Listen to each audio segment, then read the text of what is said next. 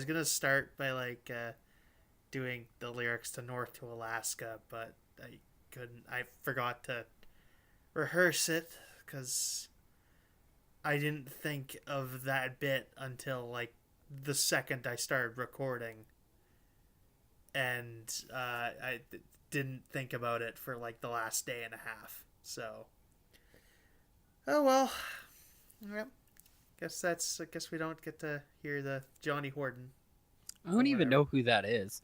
That's two podcast. He's a old country singer. Well, I I don't think he's around guess anymore. that much at least, but I don't know. I've referenced him in two episodes now. Or episodes. I referenced him in the Poly Sci-Fi too. The last Poly Sci-Fi too. But for very different reasons. That's a different song. Uh, but yeah, he does a song called North to Alaska, and I don't know. It's kind of all right. Yeah, which I was going to do because this movie takes place in rural Alaska. Because we're doing 30 Days of Night. Oh, sorry. I guess I should bring this up.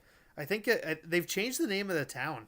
oh, I'm just yeah, no, apparently. Oh God, that is a Inuit ass word. that is yeah. It's okay. Yeah, it's the Inupiaq name. So yeah, it's currently called. I'm gonna do my best. Utqiagvik, Utqiagvik, Alaska. That's spelled UTQ. yeah. Looking at it, that's probably Yeah, fairly that's close to. spelled in English letters Utqiagvik. Yeah, so yeah, that's a big one. But yeah, that's a sort of a more recent name change. I don't know when they changed it for sure. It's not terribly relevant. It's the yeah, but it's the like 12th largest settlement in Alaska, with like as of this year 5,000 people. Although the movie only, yeah, no, I think actually the real place is like way bigger. Do we know if they actually shot on Um, location? hold on. We can go to production here, see if it says. Oh, we're gonna go to IMDb. Hopefully, it's a little more helpful. But yeah, it's as the movie says, the northernmost settlement in Alaska, or like maintained settlement in Alaska. In the movie, they actually make a point of, I think the in movie population is actually a good bit lower. There's only like, although during the part of where the part of the season where the movie takes place, there's only like 150 people there, maybe like 200. That doesn't seem right. Okay, I Oh, think I'm getting the thing where Google is like taking from like AI organizing or things, because it's telling me it's like filmed in Auckland, New Zealand. no, I just found that. The director said that filming would begin in summer 2006 in Alaska and New Zealand, so that kind of checks Some out. bits of it in New Zealand and then some bits of it in Alaska. Okay. Apparently, IMDc says it was filmed in New Zealand for some. Yeah, super odd. I don't know why you'd bother with that. That seems like you could just film it like near location. Like, yeah, I guess they could. I guess you might get people complaining like, I don't want to film in Alaska, and I'm like, I mean, suck it up. Yeah, I mean, you could even film it in like anywhere, really, but whatever. Anyway, Saskatchewan. yeah, you could do it here probably. You have to do it in the middle of winter, but I mean that's just sort of a given. Well, I mean, it's probably better than Alaska by a fair few degrees at least, but Yeah, that's fair. Although you might not get the consistent feel, but I don't know. So yeah, we're doing 30 days a night. Which when I first like heard about like when Cody first suggested this one, I was like, I don't know. I thought like, oh yeah, it's 30 days, and I think people like that movie. I don't know if it quite qualifies as a cult movie. And there are like a couple like sequel miniseries or whatever. But then I'm like looking at this, I'm like, Wait, it has a 51 on Rotten Tomatoes?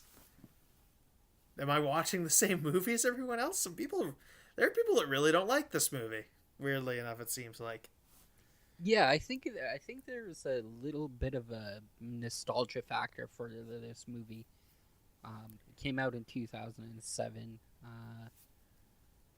don't know what that would put me at. I would be like 11?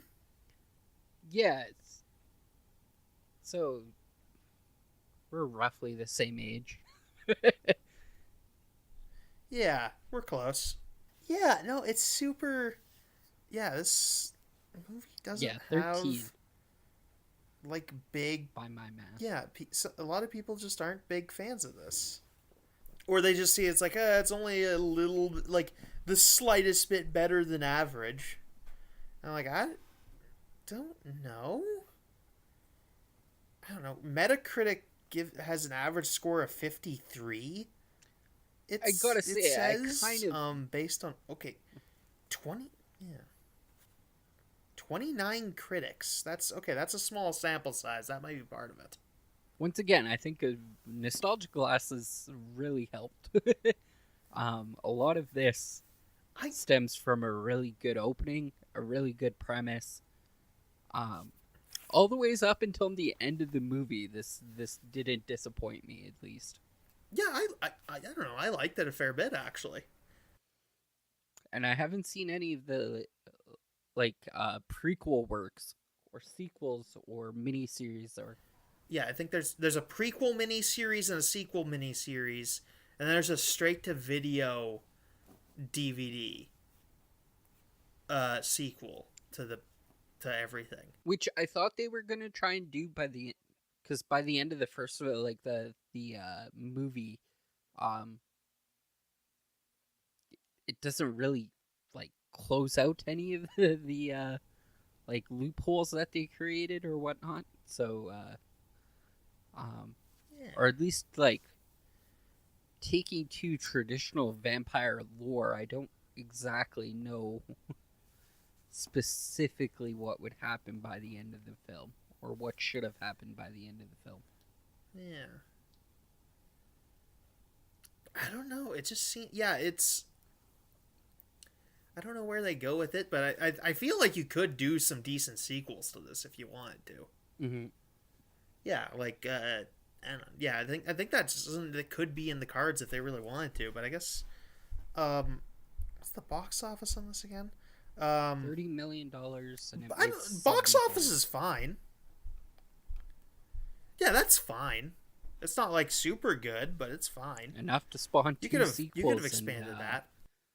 2 prequels or 1 prequel and a sequel. I don't know what a mini series consists of, but I think it's something that's like under 3 episodes, I think.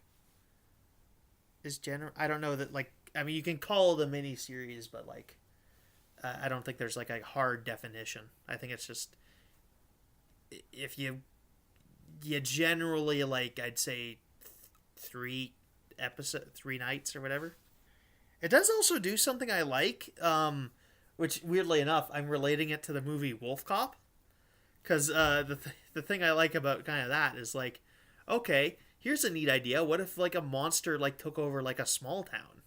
yeah, Instead of trying to do something really dramatic, that's kind of I like that premise of just monsters trying to take over small itty bitty towns, which I think we could do a lot more of that. And I think it opens it. It's a format that opens itself up to mid-budget movies. Mm-hmm. Really, you can So I'm a big fan of the idea. Limited space, and I think limited need for extras and actors really opens itself up for the really small or low budget films to really shine through. Yeah, do more of these is what I'm saying. And it's just a nice little yeah. And I always like that premise of okay, you can do a lot to exploit a smaller community, which isn't necessarily going to get the attention of a wider problem. Mm-hmm. And wasn't that also the premise of Twilight? Maybe? I have no idea. Like, wasn't that the premise of Twilight, where they're like, oh well, we live in like Forks, Washington, because it's so rainy and clouded over most of the time that like vampires can still like live in like general seclusion without too many questions. I mean, I wouldn't really know, but our director, David Slade, would know because he directed Eclipse, Yes, and also some which Breaking is the Bad. third Twilight movie. Yeah, yeah, he's done a lot of TV. A lot of good TV, honestly. He did some Hannibal, um, some Breaking Bad, obviously. I don't have it right in front of me, but he's done a fair bit of TV. He's done a lot of music videos. This was also produced by Sam Raimi, Yeah, so it's got a lot going for it. he's got good taste. Josh Hartnett, I don't Yeah, know his name too well. He was in Cracker apparently. yeah. No, like super famous guys, but He's in Oppenheimer very recently, so oh yeah, yeah. It's based on a comic book, published by IDW, which is a comic book made by. Gotta bring it up again. Steve Niles and illustrated by Ben Templesmith. Yeah, it's from 2000. It's way back from 2002. Like I suppose that's 5 years before this movie comes out, but it's yeah. So that's a bit of a premise, and then they left that to get into a movie deal, which was the thing that was becoming more popular in the early 2000s. he's done some kick-ass. Who did? Steve Niles. I was curious about his Oh, oh, okay. claims to comic book fame. He did this 30 Days a Night, something called Criminal Macabre, Mystery Society. He did some Batman, and he did two Kick-Ass series. I don't. Oh, he's probably done the sequel series. I haven't read those. I've only read up to. I've read Kick Ass 1 through 3. I haven't read Hit Girl or anything. But yeah, so this movie, for those of you guys that don't know, is is about a team of vampires that decide to besiege a town that exists in the Arctic portions of Alaska that that is so far north that they don't experience a normal day night cycle, and they end up with like periods where like you can go like a month, and in some places like 2 months without like having like actual daylight. Yeah, this is and yeah, and the idea is like, oh yeah, the vampires just have free reign during this period of like nighttime. Which yeah, that's actually, when you think about that, that's actually a really good scam for them. Yeah, Yeah. we don't have anything remotely close. Maybe it's like further up north in like Whitehorse or Yellowknife. We might have something very similar called Polar Nights, but I think it's mostly when Yeah. you get closer to the Arctic Circle that this happens. Yeah, there's definitely some Canadian locations where you could have the same thing, and maybe if in the world where we get sequels. Yeah. Arguably, yeah. When I actually start to like think about it, Alaska is technically in Canada, right? Like it's part of the United States, but it's like a tumor off of like Canada's like upper coast. Yeah, it's part. It's yeah, it extends off like our borders Hmm. and is separate from the rest of the continental United States. So yeah, we have all those same altitudes, and I think the furthest portion of North America is part of Canadian territory. I think yeah, I think maybe parts of Ellesmere Island is probably where you'd consider that. I don't know off the top of my head. Um, I know that's where they kept the Fortress of Solitude was set in Man of Steel, so that's kind of funny. So that's just a fun premise from that movie. Where just like, oh yeah, Superman's s- primary residence or secondary residence is on Canadian soil. I wonder if that makes him he can. Nah, probably wouldn't make him Canadian. He's probably squatting, honestly. Well, Or he's probably like, who's gonna I don't stop know. him? Yeah, no, fair enough. And I mean, it's probably not very used, anyways. Oh yeah, no, he like I think. Yeah, depending on like I don't remember all the continuities, but it's definitely like it's always located in a place that's like not human habitated, which would probably imply somewhere like at the top of like Ellesmere Island or like in the further reaches of Alaska. Yeah, I don't know where they originally thought it was going to go. I don't know the whole history of that. Mm-hmm. I'm sure someone has a good YouTube video about it, but I guess we'll get into the plot. Main actors are Josh Hartnett, Melissa George playing the male and female leads, and then Danny Houston plays like the main villain, with a bunch of other smaller characters who do better work. Oh wow. Um. Oh, Yeah. So, two of the actors in this TV series, there was Mark Boone Jr. who played Bo, who's like the operator, heavy mechanic, or whatever you want to call him. He was in Sons of Anarchy, and then Manuel Bennett was the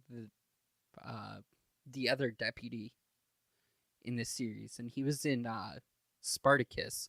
He played like Crixus, who was the secondary champion to Capua in the TV series Spartacus, which I don't know how many people have watched that, but it was all right. Danny Houston's going to be in the new Crow movie. Oh, Danny Houston is also has done like a lot of American Horror Story recently. I thought he was a guy from Yeah, he's got a face for it. yeah, he's definitely good in horror. I thought the guy was You paint this guy red, and plays like a very cartoony devil. well. That's why I actually brought this up is because I thought he was in the TV series Reaper, which starred on I think damn. It was a really cool premise where a guy has to go around and like do devil things because his parents sold him his soul to the devil, and at age 18 the devil comes back and he's like, I need you to do odd jobs for me, essentially. But I think that might have been Ray Liotta, but I could be wrong. Yeah, Josh Hartnett is in the Oppenheimer and Like he has a fairly Pearl decent, Harbor. Yeah, like film IMDb page, but I just can't think of anything that he's actually been in. Oh, he's I think he's starring in the new M. Night Shyamalan movie. Oh jeez. Yeah, Trap. I think it comes out this year. Yeah, that has his name written right off the top of the corner. I think he's semi-prominent in the in the Michael Bay Pearl Harbor movie. And then Melissa George, this is one of her big ones. She's in this. She's in a movie called Triangle, and she's in the Amityville Horror, the 2005 one. I'm not sure of that. Oh, she was in I guess she was in Dark. So she's returning to the podcast. She was in Dark City at one point. I think she's not like the main character or whatever. She's not one of the main people, but she was in that. Oh, so Danny Houston was also in X-Men. He was William Stryker in the X-Men Origins of Wolverine. I was excited because I thought you were going to say X-Men 2. No, I guess, yeah. Was that not Singer himself? I think I recognize him though. But yeah, I recognize him now. I remember him. I think he might even have a brief cameo in Days of Future Past, like right at the end. And sorry, it was Ray Wise who played the Devil in Reaper, not Ray Liotta. I was close. So yeah, getting into the movie, yeah, it takes place in what was then called Barrow, Alaska. 80 miles from like the opening sequence tells us a lot about like the it tells us all we need to know about the setting. It's 80 miles from anywhere else significant. It's baked. It's covered in 30 days of darkness. At a certain point of the year, it's the northmost, uh, or it's close to. It's the northmost community in Alaska, and they're doing this as they do scary music, and also as we see a boat come toward the coastline with a lone figure walking off, a lone figure who's only referred to in the credits as stranger, like starts walking away from the shoreline toward Barrow. So, just while we're talking So about this, yeah. 80 miles. What is that in kilometers? Oh, hold on. It's 128.7 kilometers. So, like from here to Regina, in a blizzard. Yeah, that's probably from where you are to Regina. Yeah, Okay, fair enough. that's close-ish. Maybe a little more.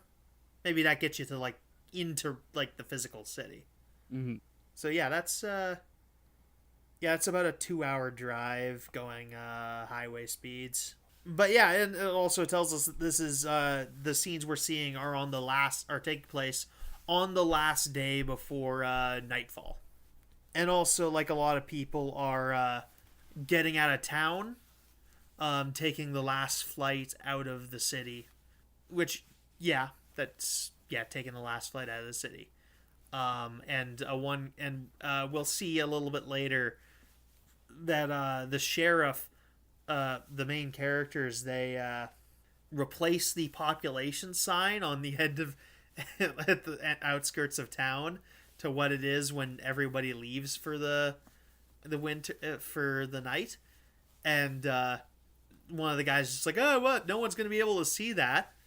But the deep irony that I find really funny about it is that this gives the vampires an exact count of how many people are in the city. Right? That in hindsight is like So yeah, awful. What was it beforehand? I think I think the movie said it was like 500 beforehand, Okay. and it got down to like the low 200s, something like that.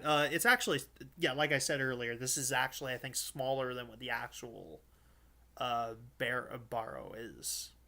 So yeah, that's actually interesting, or at least maybe the population I'm getting on the internet is telling me like the population when everyone's there, like during the daytime or whatever, or during like summer seasons, or that's peak population, and this is the population that exists during like when it's really bad out. But yeah, because when you get that far north, there's a certain amount of people that work there that are just doing this seasonally. But yeah, but yeah, no, because yeah, there's definitely like a scene we don't see in the movie where like the vampires is just like, okay, did we get how many of these guys did we kill? How many do we have left? Going house to house. It also just means that like, and even if they only have like a vague count, they're gonna be able to be like, okay, yeah, there's still some people left over. We should find them. So they're gonna keep looking for our heroes when they go to hide. So yeah, that's actually a really that's a nice touch. I like it. How closely do you think this actually correlates to like traditional vampire lore? I mean, if there is such a thing, I think there's a lot of interesting stuff. I think it actually works kind of well. They very much do go with a very corpsey look. I think where they're going for is like, what if we made like the Nosferatu Count Orlok look like 100, like just way more realistic, and I think they pull that off quite well. They're very much like taking inspiration for like long fingernails from like bones and from like decay or whatnot. Because that's a, yeah. Go ahead. Yeah, I think. I was gonna say they definitely don't go for like the sexy vampire looks in this film. Ooh. But the reason why Yeah, that might be more of a modern why I invention. was gonna bring But this up it yeah. was because like in theory you should have 156 new vampires, right? Uh, I mean, there's always like I think you can like vampires. I think like just logistically, have always had like they can just kill people and other people they bring back. Mm-hmm. This movie seems to be going for like zombie logic almost, which in that like if you if you survive a vampire attack, you become a vampire. Yes. Just like in with you become a zombie, and it is implied in the movie that the vampires are purposely trying to get some people turned. It also like the main like vampire Danny Houston, always seems to be talking about like a survival of the fittest type ordeal like motifs. So you could argue that he's definitely trying to turn people here, but he's also like really into the notion that we've been kept in like hiding. Vampires have been hidden for the last century, and that he's like trying to rather reinvent the vampire or like actually just kind of disguise his attack on this small town in Alaska. I'm not 100% sure what he's trying to do. I don't know. I get like a kind of cult leader vibe off him. Mm-hmm. Like he's gathered these guys for like sort of a for like a scheme, you know. Like he's gathered them to do like he's gathered a bunch of other vampires to do this scheme that could turn out quite well. If it's sort of a gold rush thing, they've at some point one of these guys heard of these really far north communities that are like in darkness for so long, and they're like, hey, what if we just came in while it was dark for 30 days? We wouldn't have to deal with a lot of the regular bullshit. Mm-hmm. And it's also fairly easy to isolate. As we see in the first few scenes of the movies, as our main character, what's his name? Sheriff Eben Olson. He is he spends the first bits of the movie investigating several things that have happened. An instance of like a bunch of satellite phones being gathered into a pile and set fire to.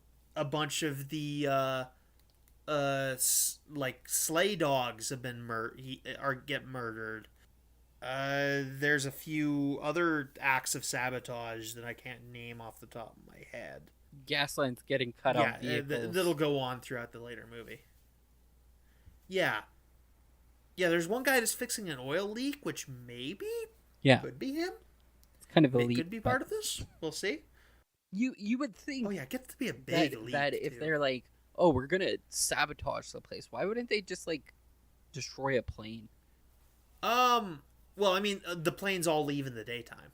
To be fair. Yeah, but I'm assuming what they did is they sent the stranger out to do all the sabotaging, and that's where they found him at the beginning of the film when he gets into town. But I could be wrong. Yeah, no, I think you're right, but I think I don't know, maybe they only thought they wanted a few less, like they didn't want like literally like too many people here, because then it would become too much of a problem. They want to get like get a manageable, like a large number of people. Like I think the numbers here are like 25 to 300 or like 120, which is like easy 3-to-1 odds at best. Yeah, easy 3 to 6-to-1 odds. And yeah, I think you maybe want to keep it at a manageable number. Mm-hmm. At least at first, because yeah, I didn't get like a good count on how many vampires there are. I don't think that you could possibly get that information because you're like asking that question for several parts of the movie. Toward the end, I think like right before the final end of the movie climax, I think there's like 15. Yeah, I think I count 14. So, and I think maybe a half. I think like a half dozen of them go down at least. So at least 20, probably going up to 30. I don't think I think that like 30 tops, if I'm guessing, but I could be wrong. But yeah, I don't think I think yeah, maybe they only wanted like 150 people to deal with or whatever. Yeah, because I think like at a certain point you just, if you're dealing with like 800 people, do you just get like absolutely swarmed? Yes and no. Yeah, I If don't we know. were going for like 800 people, I'd probably be doing what they're doing at the start of the film and like slowly turning people rather than like you go by zombie logic at that point in time and you just like we're gonna infect one and then release them into the village and see the results of it. Yeah, yeah. I think we could debate about what the best plan is, but I think they picked the plan. I think that's fine. Fair enough. Um, I think this, I think this kind of works out pretty well. I think they do a decent enough job with it. They only narrowly don't lose, and they do accomplish a good bit. They do, yeah. We'll get to that though. We're introduced to sheriff, the sheriff's wife, or ex, getting separated wife, Stella Olison, played by Melissa George. She's trying to leave town, but as she's leaving town, trying to get on the very last plane, probably should have gotten on an early plane, but whatever, I don't know. She gets run into by a tractor with a giant buzzsaw on it, which they refer to as a trencher. I think this is meant to like cut trenches in like frozen ground. You could do that. You might need that to like lay cable or small pipeline. That's just off the top of my head. I don't know for sure what it's used for. Point is, this thing runs into the front of her pickup truck, which isn't like a modern day pickup truck. It's actually like a reasonably sized vehicle, and yeah, just totally wrecks the shit out of it. Everyone's fine though. She ends up getting because of this, she ends up missing the plane out of town, so she has to stay to Barrow, despite the fact that she is currently separating from her husband Eben, our main character. This is actually probably the first bit where I have a little bit of qualms about the acting. I don't think they react strongly enough to getting almost run into by a tractor, which is terrifying. I don't know that I'd go as far as some of the other guys go in the criticisms, but I think there are a few points where they're probably underacting in this movie. Although by and large, I give them a passing grade, but there's like a couple points where like the main characters aren't giving like convincing enough performances for my liking. But yeah, so that's the thing.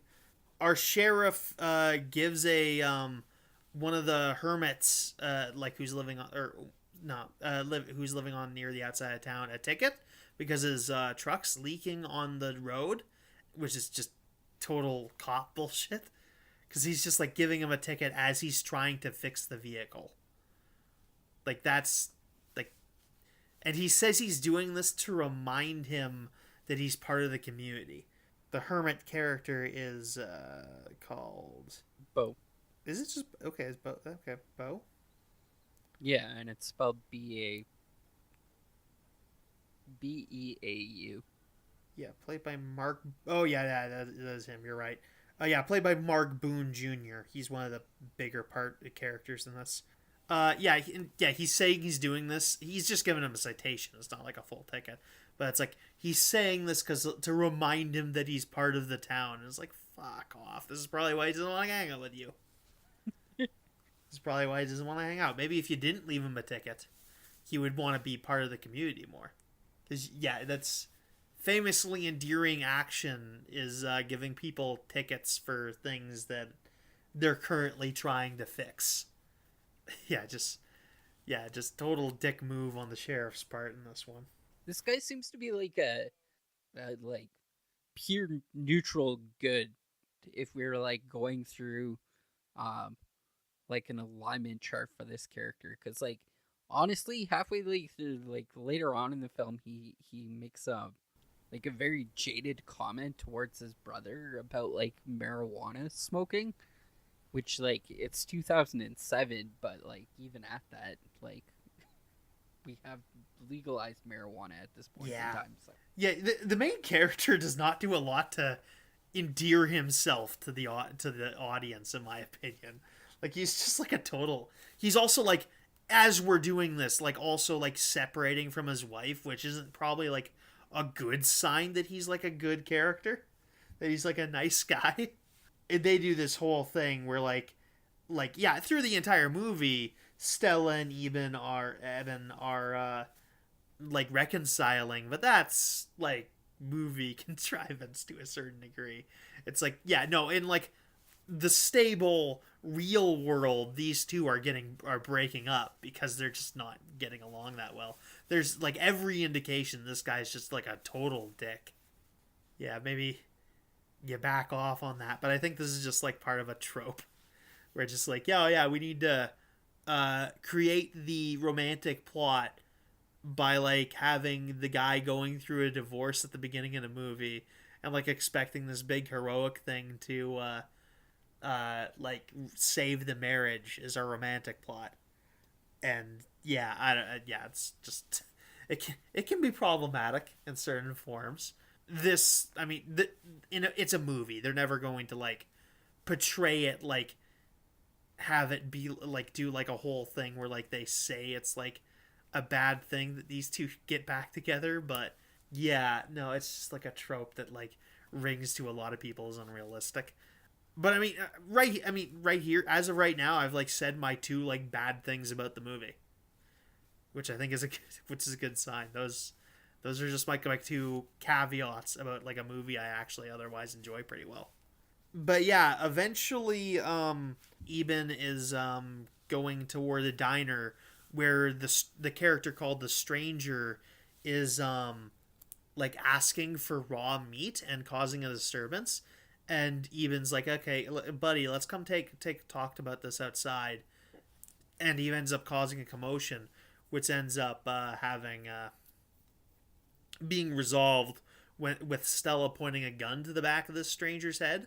And they're asking some questions about this character at some point because they're like, okay, I don't think you're part of any of the like the crews, like any of the work crews that are around here. They see this community seems to be like a oil drilling community seasonally.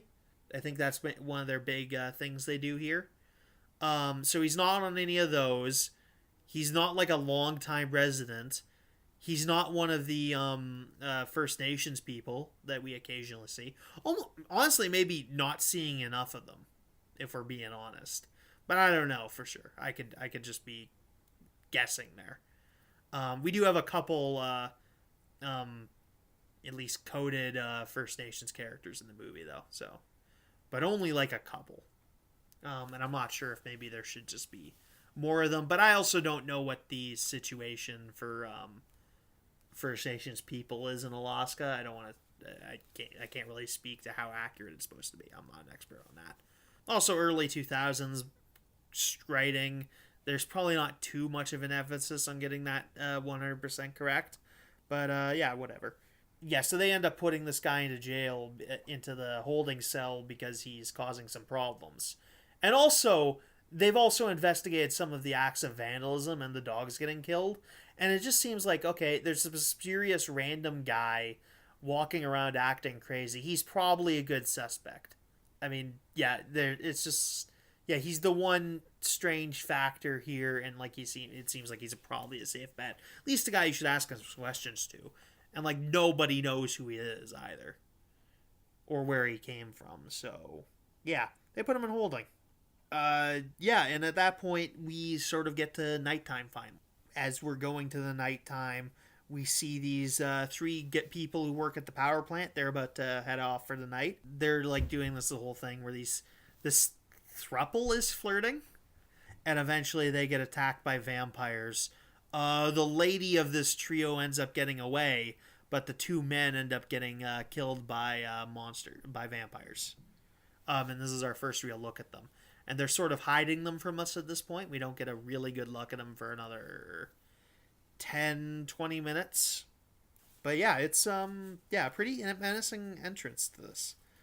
We're introduced to our sheriff's kid brother Jake and his and their mother, and this is where they have that little conversation about like medical marijuana, and yeah, it seems and we get that a little bit, and yeah, at this point the power starts going out and the phones go out, so because the vampires took over the power station. So yeah, that's a thing. We also saw them kill another guy who was, I think, just manning the phone lines because he was on his own. But yeah, so no phones, no power. We saw earlier that the satellite phones were destroyed.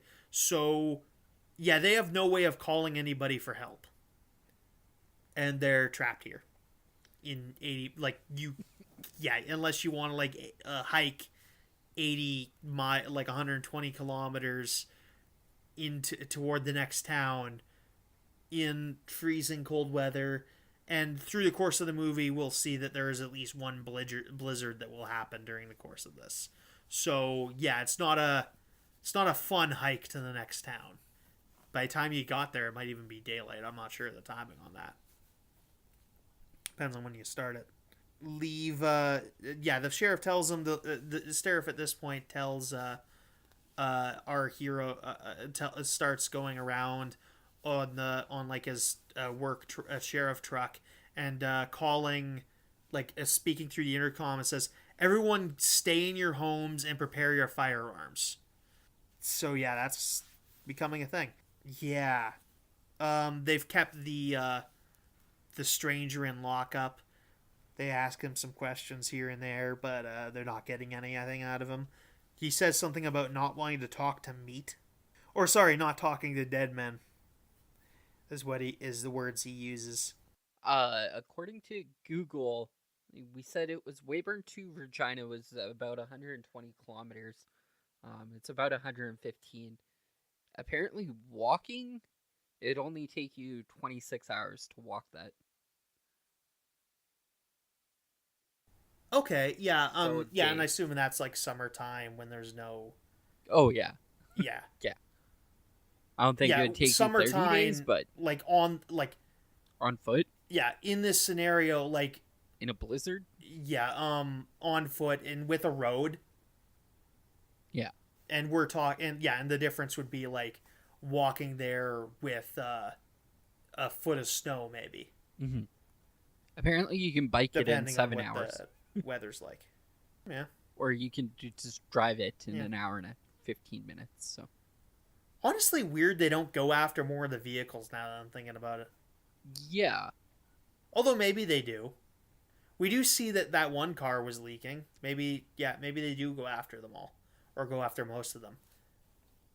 The only one we see them seriously use is the sheriff's trucks, and he was he was literally driving around the entire time. I think arguably once nighttime falls, they've got pretty much free reign, and if you're trying to run away, they're generally going to just run you down at that point in time. I guess they don't sabotage the tractor in the movie, but I mean that's a lot slower. You could probably jump. You're fast enough. If you're superhuman speed, you could jump onto that. And I suppose the only road around here goes to that airport. Mm-hmm. So you'd probably want to go off-roading, which your mileage may vary. Yeah, depends on how bad the snow quality is at this point of the year. But yeah. I suppose it's not as big a deal as I thought it was. Eventually they've left. So like the sheriff and Stella left the sheriff's office to go check on the rest of the town, leaving Jake and the grandma behind. When they eventually get back to the sheriff's office, there's a big bunch of blood there, and just the stranger, just sort of acting all pitiful. And he says for them to finish him. He eventually will disappear from the movie. But yeah, they don't. They end up. The vampires evidently left them there. The sheriff will also leave him there. Yeah, so it's at this point a open question about whether or not the kid brother and the grandma are still alive, which is soon answered because we end up transferring over to the diner, which we had seen earlier, where we see Jake, who will eventually tell us that the grandmother has been killed or was killed in the fight. I thought they were initially going to like tease that like Jake was turning into a vampire, but that doesn't end up being the case. That would have been another way to go with that, I suppose. But once we get a bunch of the characters in the diner, including the lady who had run away from the power station, our hermit character Bo, and like a handful of other characters. There's an old guy with his son, with his like adult son. I'm forgetting the entire crew they have, but they end up deciding that like I think the power station girl, she suggests that this one guy's house has like a hidden attic where they could hide out, where like it's not like something you'd see unless you were actually like knew where it was. So they decide to go to that guy's house and hide out. And in the meantime, there's been a good gunfight in the middle of town in which most of the population of the town is killed. There's maybe a few vampire casualties in this, but yeah, at this point, most of the town is killed. In this little gunfight in the middle of the street with like lots of shotgun blasts and such. Yeah, so that's where we're at there. We get our little full.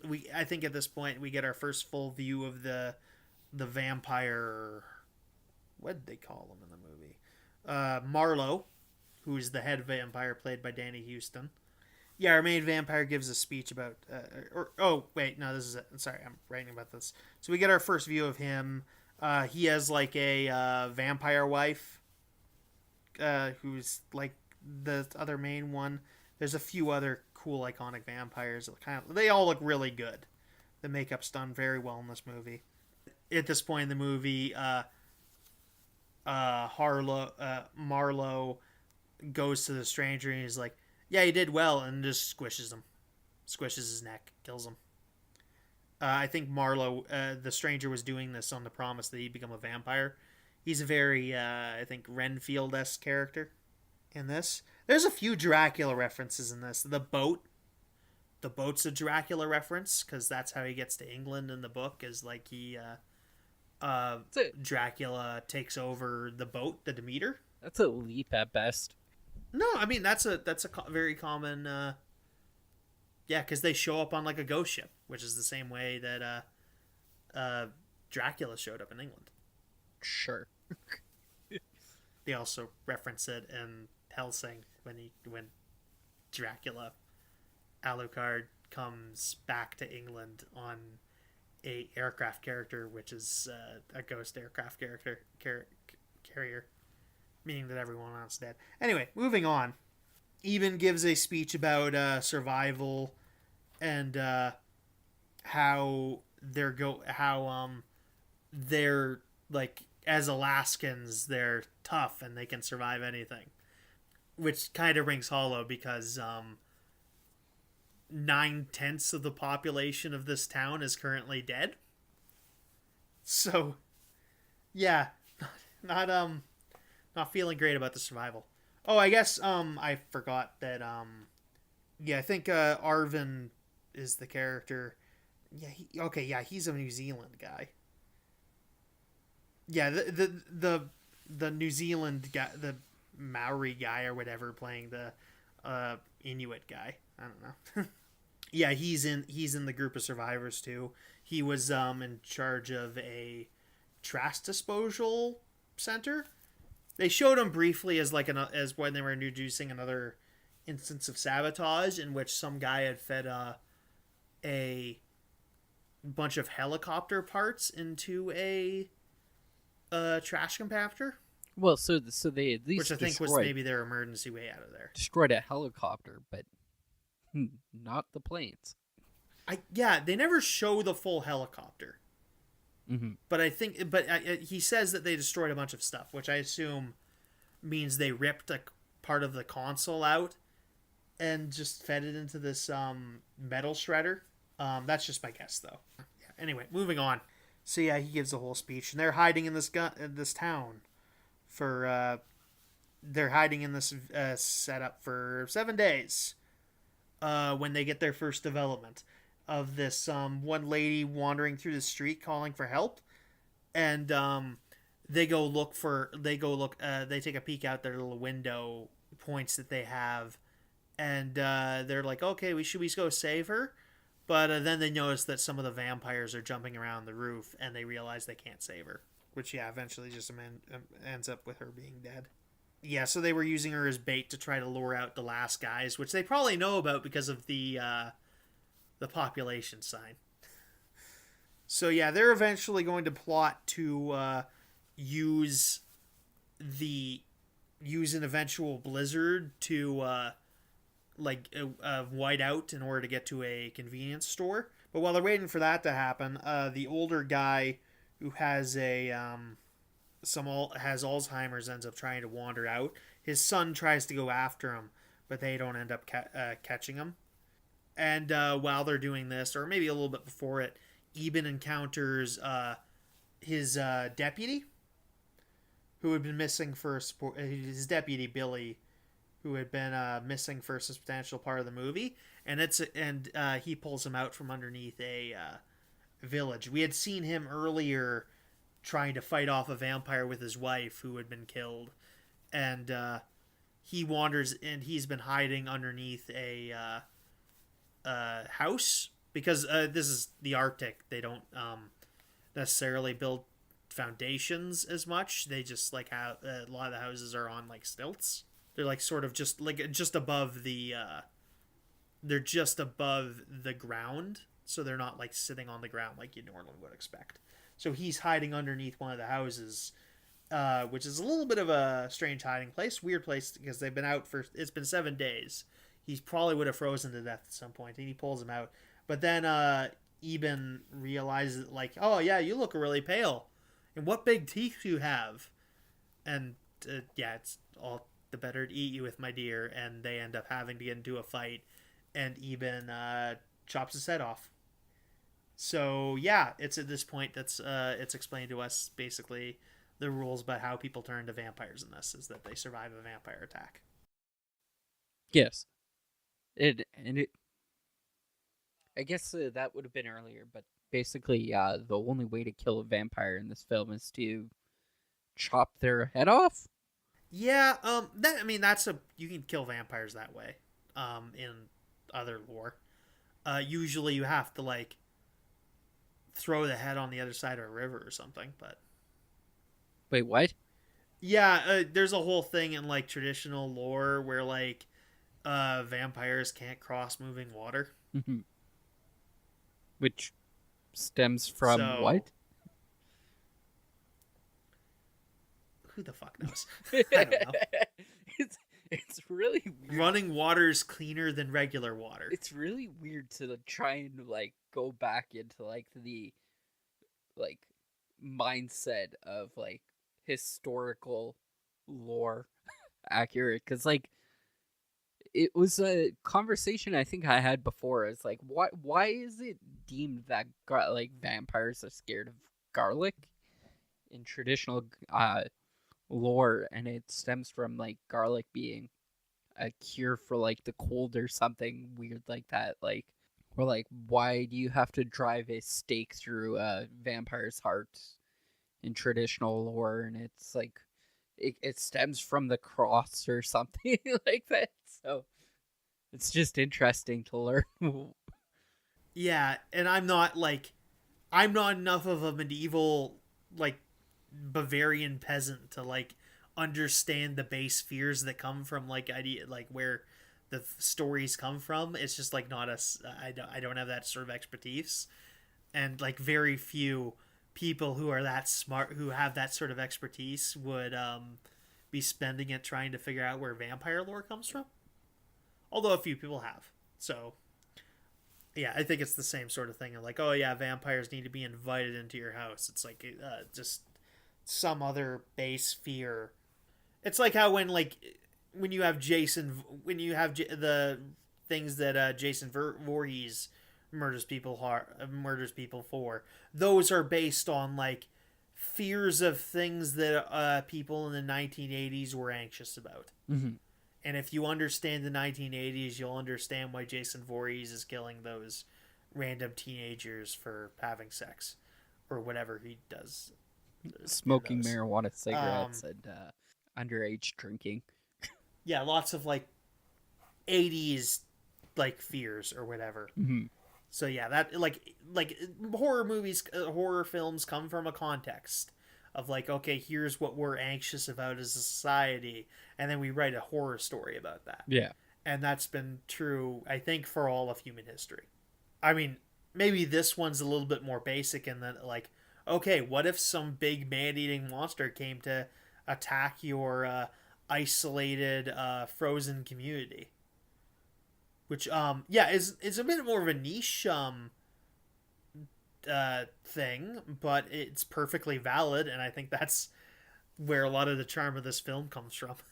If you were in if you lived in this context, you would be afraid. You could easily be afraid of something like this. Well, also on top of that, I think it generally strives to like my more Canadian side of me, because it's like set in Alaska, which like Canada gets down to -50 very, very regularly, and sometimes like I've been out at the farm in an isolated setting during a blizzard where it's like all of a sudden there's no way we're getting back into town for the next like 3 days until snowplows come and rescue us. So I think I relate to it a little bit more than the average viewer. Yeah, I mean, we've been there. Like, I don't know about everyone who's listening to this, but like we've had that sort of situation. Yes. At some point in our lives where like we've been trapped in a place, power goes out or something because like the blizzard took down a bunch of power poles or whatever, and so yeah, and you can get in freaky, and there's also like you do get these odd like stories of like, yeah, at some point some guy wandered over to a farm and just absolutely wrecked some random family shit and like was never seen again. Yeah. And no one really knows what happened. There are a few isolated examples of that. I think there's at least one in Saskatchewan. I think I don't know the story, but I have heard of it. Or like freezing to death. It does happen. Yeah, also. Yeah, it's so easy. I think there was a TV series or a book by a Canadian author called The Painted Door, which was about a guy who wife had an affair, and during a blizzard, and then all of a sudden her wife like wakes up the next day and his husband had frozen outside on the stoop because he couldn't get into the house or whatever. There's a lot more to it, but that's a footnote. Yeah, that's a short story, and they made a short film about it, where Oscar from Corner Gas, who I know is Eric Stevenson, who also did Billy Bishop Goes to War, and he plays a character who seduces the main character. So yeah, this is a movie of like an only slight like maybe like a 50-year-old Eric Stevenson seducing some old housewife in the middle of a blizzard. Oh God! Because he wandered off. Yeah, most Saskatchewan thing you've ever heard. Yeah, y'all have no clue what we're talking about. Being seduced by Oscar from Corner Gas. Do Americans know what Corner Gas is? I don't know. Yeah, I think like if we're gonna like hierarchy the television TV series, it'd probably go Letterkenny, or Trailer Park Boys, yeah. Letterkenny, My Name is Earl, and then Corner Gas. Wait, is My Name is Earl Canadian? No, it's American. Okay. Scratch that one. Yeah. Yeah, no, it's Corner Gas is one of the great Canadian comedy shows. Also set in Saskatchewan. So I don't know that it reaches out into the States because, like, the other big ones are, like, well, obviously Trader Park Boys, but I think that gets a lot more traction because it's raunchier. mm-hmm. And we have Well, even Letterkenny is on the. looser rules about what you can do on television Mm-hmm. than they have in the States. Anyways, while we're talking, we get some scenes of the vampires talking, and I'm like, oh, what language is that? It's just a made up language, which I'm sort of disappointed by. I'm not docking points, but I am. Yeah, I don't get why they have their own language. Mm-hmm. It's weird. I think in some of the other book like series, they make the vampires into like this big thing, which I don't really necessarily approve of for this universe. I think I like them as like wandering boogeymen rather than like a big sophisticated thing. But I don't know. I haven't read all that, so I'm not going to speak to it too hard. So yeah, eventually they do get white out, and they're able to a bunch of them are able to sneak over to one of the stores and like get a hold of a bunch of stuff. And also, Eben gets a hold of his inhaler because he needs an inhaler. So he's actually been feeling pretty weak throughout this first bit of the movie, ever since the storm hit. So yeah, that's actually another. I think that's actually a nice touch, because like losing access to like something like that, and like a situation where like yeah, you as is have very finite access to refilling your prescription. But yeah, they get to the store and they're attacked by a little girl vampire who gets attacked, and eventually Jake, the little brother, ends up having to chop her head off. I don't know that the acting about this scene is quite as big a thing, because they're like asking like questions like, do we know who this is? Is this one of like the girls in the community? And they're not, and no one's quite sure. And it's like an open question about whether or not this was like a child who was living in this community or not. So yeah, no one ends up recognizing her. So maybe she did come over on the boat. Day 18. Yeah, so they 11 days late, like 11 days later, or like several days later, they start coming up with a plan because things are happening. Someone mentions that they should go back to Grandma's house and get her ultraviolet lamp because it might work as a weapon against the vampires. Yeah, how do you feel about this? Um, I wouldn't personally have done it, but it is a valid thing depending on how you work at it. This is very much vampirism is like a natural part of the world, so I think it is acceptable. If you're doing a more magical vampire setting, I wouldn't go with this. Yeah, because like ultraviolet lights was like a big thing in the 2000s like Blade movie. I don't like it as a general rule of thumb of like, oh, ultraviolet lights are used to be able to like destroy vampires rather than the actual sun in like traditional lore. So Yeah, I think it's acceptable in like that action adventure context that Blade takes place in, because they're just trying to be cool, really, and it sounds like a really cool way to kill a vampire. But I think if you're going for a really fantasy horror thing, I think it's a no no. And yeah, I've I don't know if I've mentioned this in the podcast, but I'm working on a vampire book right now, and my answer would be no in my universe with my vampires. good. Which yeah, maybe keep an eye out, keep that a pin in that, because that I don't know, maybe I have something to announce to you guys, and sometime later we'll see.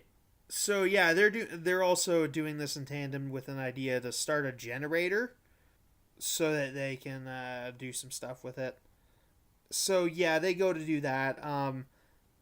To do, I forget what their exact motivation for this is, but but Eben is able to use solar lamp to kill the vampire wife. So that's or grievously wound her anyway, and to his point where like she is not able to get up, and Marlowe ends up putting her down. So it does a good bit of damage. So yeah, but that only works once because immediately after that the vampires killed the generator, so they can't kill this. So they can't do that again. It's also a big, heavy grow lamp. So the hermit character Bo, he goes to the trencher and uses it to chop up a bunch of vampires by doing like donuts in the middle of town and like spinning the buzzsaw blaze, and he kills a bunch of vampires and ends up blowing up a the town hotel in order to like kill a bunch more vampires, and that's how he ends up dying. He's also stationed a bunch of bear traps on the back of the tractor so it could catch people. But yeah, yeah. At this point, there's only 5 people left. And in this point, the plant worker has been our First Nations plant worker has been bitten and ends up turning, and they have to kill him. And yeah, Eben takes him out back and puts him down. They make contact with another survivor. Sorry, I thought the deputy's name was Billy. I think it's something different. Hold on. No, I'm pretty sure it's Billy. Oh, okay. No, I got it mixed up. John was the guy they found that was killed earlier, who even had to chop his head off because he had turned earlier. Billy is somehow survived, but yeah, Billy ends up go to the sewage treatment plant to make contact with Deputy Billy, who has been injured for some time. They've been he had ended up killing them in the killing them to save them from the vampire, his family to save them from the vampires. So they end up having to get away. They also find a little girl randomly who Stella has to save by hiding underneath a tractor or like a truck. I mean, yeah. So Eben and Billy end up teaming up back in. They get attacked by by a vampire. Billy ends up killing that vampire, but is bitten and ends up starts turning, so he has to be put down. The month's coming to an end, but the vampires have caused an oil leak from the nearby oil pump line and are planning to set the town on fire so that no one knows what happened here. So that they can essentially do this again at the next big night, and do it to the next community that's closer north, that's next farther north, and so on and so on, steadily increasing their numbers, and they'll become a serious threat. They have to go. So yeah, this isn't necessarily a big problem because they're in this. They're in the big sewage and trash treatment plant, and that could conceivably survive the fire. But Stella and that little girl they randomly found, implausibly, are stuck underneath the tractor. So if the town lights up, they are definitely dead, even though the rest of them are. So Eben makes a decision to inject himself with some vampire blood because the thing we've noticed is that when people are turned, they're acting normal for the first little bit. In fact, in a sense that they're conscious enough to make the decision. When the First Nations plant operator had been killed, had turned earlier, he had been conscious enough to know that he needed to be put down.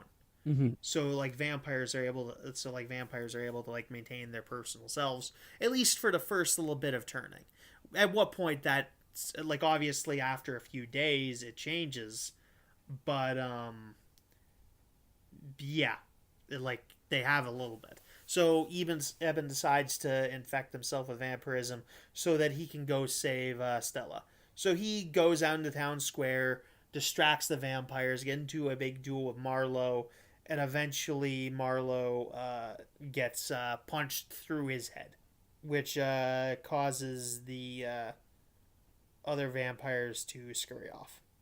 Eben ends up ending the movie in Stella's arms and letting the sunlight take him. which just ends up roasting him, like just blackened skin, like blackened to a crisp.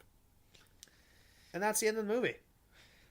That was my whole entire gripe about this entire film was the ending. I don't know. I liked it, kind of. I mean, it's really cheesy though. I didn't like the whole like, oh, I'm gonna inject myself with vampire blood because this might work, so that I can go fight the other vampire like whole ideology, especially on the last night.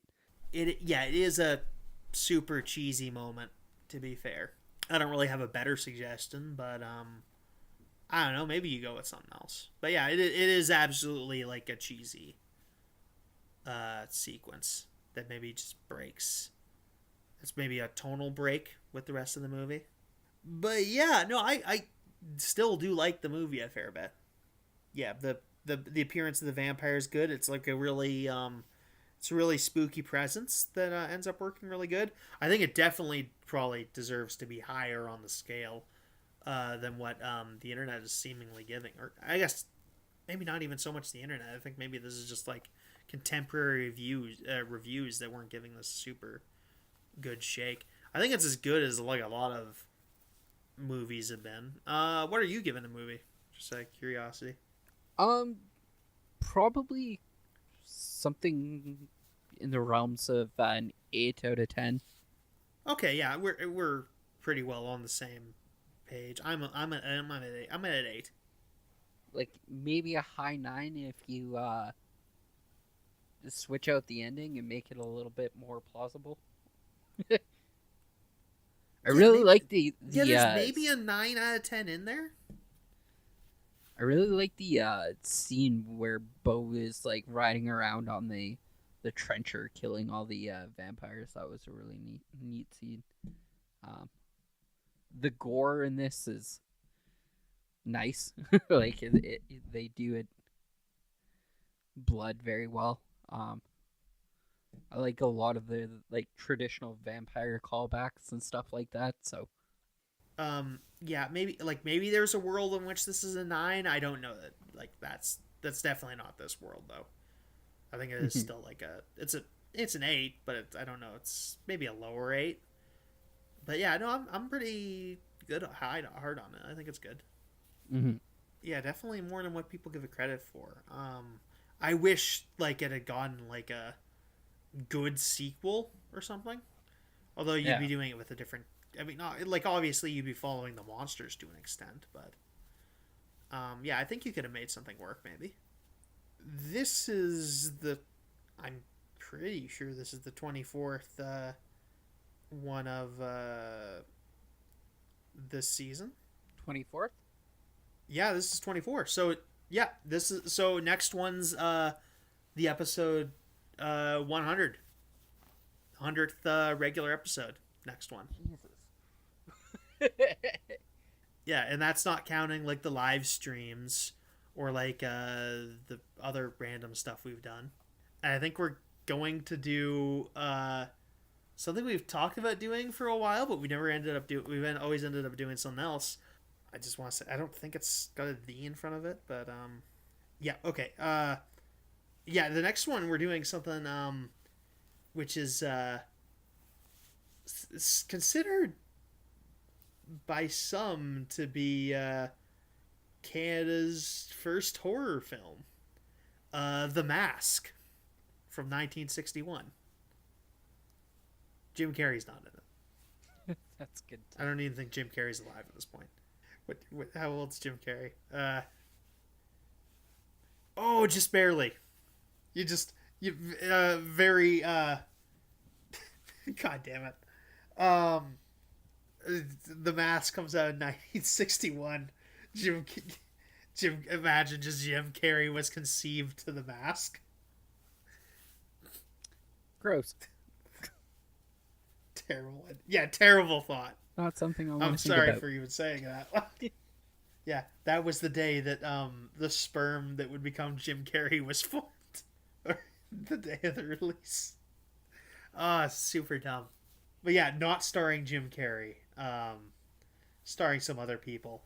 It's a 3D horror, surrealist horror movie And we're going to do that for the finale. But yeah, that's where we're at next. In the meantime, there's probably going to be a poly sci-fi episode. Yes. So we're going to be doing the Minority Report episode of poly sci-fi next. You can follow that on the Poly Sci-Fi Pod YouTube channel and also Facebook. The Poly Sci-Fi podcast is still going to come out on the Kyle and Cody's Called CinemaCast feed. Feel like separating it out. I if I get like if you like tell you what, if someone honestly complains to me about them being on the same feed like the from the wild, I will make a change. Like if I get an email from like a fan saying I should put it on a different feed, I'll do it, but otherwise I'm not doing it. But yeah, you can expect that. I guess that'll be in June. I'll try to get this out before the end of the month. We've been delayed a fair bit on this one. I've been busy on other stuff. The last episode ended up taking me longer than I wanted because I had to like re-record some audio. It ended up working out okay though.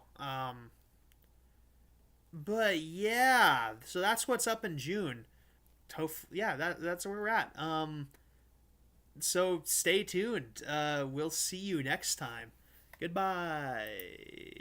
Get out. Go home.